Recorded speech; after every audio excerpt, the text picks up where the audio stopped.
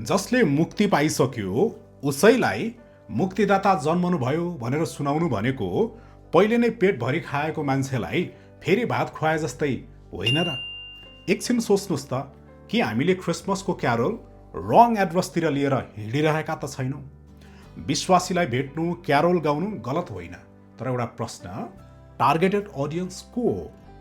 तिनीहरू जसका लागि क्रिसमस आज पनि सिर्फ सान्ता क्लज र मासु भात मात्रै हो।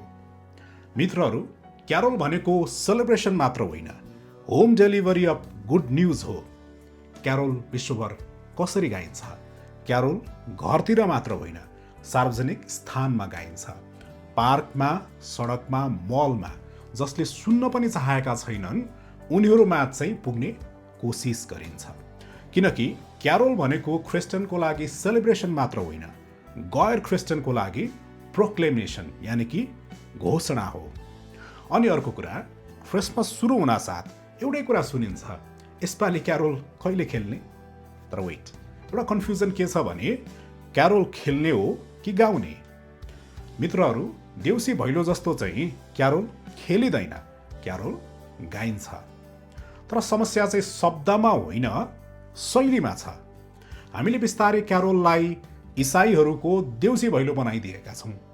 घर घर नाच्दै, फेलोसिप गर्दै, चिया, सेलरोटी, फोटो सेसन, नाचगान, रमाइलो, बस यतिमै हामीले त्यसलाई सीमित बनाइदिएका छौँ। त्यसैले यस वर्ष तपाईँले क्यारोल गाउँदै गर्दा हल्ला होइन, इम्प्याक्ट बनाऊ। गीत पनि सिर्फ उफ्रिने डान्सिङ नम्बर होइन, शब्दमा दम भएको भजन गीत गाऊ। नाच्न त नाच्ने, तर सुन्नेले प्रश्न सोधोस्, ओहो यिनीहरूको खुसीको सेक्रेट के हो? राति राति टोल थर्कने गरी चिच्याउनु, अनावश्यक हो हल्ला गर्नु, यो त गवाही बिगार्ने काम हो। हामीले यसलाई ठुलो आवाजले होइन, हाम्रो नम्रता र शान्त स्वभावले येशूको परिचय दिन सक्नुपर्छ।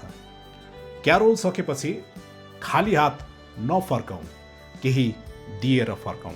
र सानो चकलेट, क्रिसमसको कार्ड, सुसमाचारको पर्चा वा चर्चमा आउने निम्तो केही न केही बिउ छरेर मात्र फर्कौँ। गीत सकिएपछि एउटा छोटो मेसेज दिनुहोस् र भन्नुहोस्, यदि तपाईँलाई अनुकूल छ भने हामी तपाईँको निम्ति प्रार्थना गर्न चाहन्छौँ। र याद गर्नुहोस्, धेरैले नाइ भन्दैनन् र यही नै सुसमाचारको ढोका हो। बस यति विनम्रता सबैभन्दा ठुलो साक्षी हो। र जाँदा जाँदै अन्त्यमा साथीहरू, पहिलो क्यारोल कसले गाए? स्वर्गदूतहरूले। उनीहरूले गोठालाहरूलाई रमाइलो गराउन कन्सर्ट गरेका थिएनन्, उनीहरूले घोषणा गरेका थिए। लुका 2:14 पद, सर्वोच्चमा परमेश्वरलाई महिमा र पृथ्वीमा शान्ति। र त्यो सुनेर गोठालाहरू चुप बसेनन्, उनीहरूले त्यो खबर चारैतिर फैलाए। आज त्यो जिम्मा हाम्रो काँधमा छ। क्यारोल केवल परम्परा होइन, यो मसीहको प्रेम बोकेको मिसन हो। यदि क्यारोल केवल विश्वासीकै घरभित्र सीमित रह्यो भने हामी गोठालाहरूको कथा सुनाउने तर गोठालाहरूको काम नदोहोर्याउने क्रिस्चियन बन्न पुग्छौँ। त्यसैले यस वर्षको क्यारोल आनन्दको आवाज मात्र नभएर अनन्त जीवनको निम्तो बनोस्।